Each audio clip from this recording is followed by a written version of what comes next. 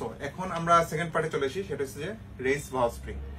Race valve spring এবং stock valve spring এর মধ্যে ডিফারেন্স হচ্ছে যে এটার স্প্রিং রেটটা হাই। ভালভ স্প্রিং এর একটা কম্প্রেশন এবং রিবাউন্ড ভ্যালু আছে। তো কম্প্রেশন স্প্রিং এর যে রেট, সেই রেটটা এই রেস ভালভ স্প্রিং এ এটা একটু বেশি। এটা বেশি দেওয়ার রিজন কেন সেটা আমরা বলি। নর্মালি আমরা যেসব রেস ইসিউ ইউজ করি অথবা আমরা বাইকের পারফরমেন্স অনেক বাড়াইছি, তখন যেটা হয় আমরা ম্যাক্সিমাম টাইম হচ্ছে বাইকটা এর ফুল হাই আরপিএম যেটা সেটাতে আমরা চালানোর চেষ্টা করি।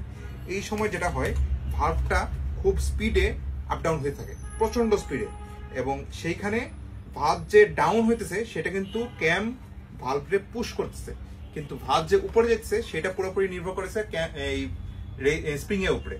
তো আপনার যে বাইকের স্টক স্প্রিং আছে সেটা হচ্ছে যে আপনার 11,000 12,000 আরপিএম এ এটা ফেটিক হয় এবং সেটা আলটিমেটলি ওর স্প্রিং ক্যাপাবিলিটি আস্তে আস্তে লুজ করতে থাকে।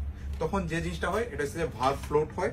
ভালভের বিভিন্ন রকমের হচ্ছে যে কম্পোনেন্ট থাকে, রিটেইনার থাকে, লক থাকে, সেগুলো হচ্ছে যে অনেক সময় এই ফ্লোটের সময় এটা ছুটে চলে আসে, তখন হচ্ছে যে এই ভালভটা বাড়ি খায় হচ্ছে যে পিস্টনে অনেক কিছু ড্যামেজ হইতে পারে।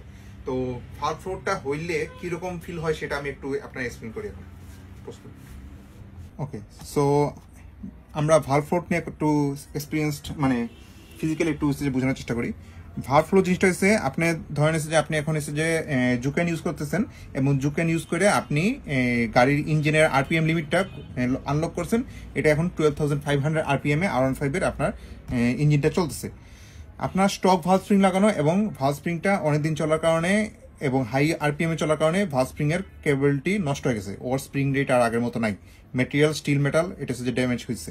এখন যেটা হচ্ছে আপনার 12,000 আরপিএম এ যাওয়ার সাথে সাথে এই যে ভালভটা খুলছে, এই ভালভটা খুলতেছে কিন্তু ক্যাম পুশ করে এটাকে এখানে আনছে। এটা রিটার্ন যে যাবে এটা কিন্তু পুরোপুরি স্প্রিং এ ওকে, স্প্রিংটা ঠেইলা এটাকে আবার ব্যাক নিয়ে যায়। তো এই ভালভ ফ্লোট হইলে যেটা হয় এটা যে খুলছে এটা স্প্রিং ড্যামেজ হয়েছে এবং এই স্প্রিংটা আর কেবল না ওইটারে এত স্পিডে এত আরপিএম এ হাই স্পিডে আবার ফেরত নিয়ে যাওয়ার, এটা এই কারণে এই জন্য ঝুলতে থাকে।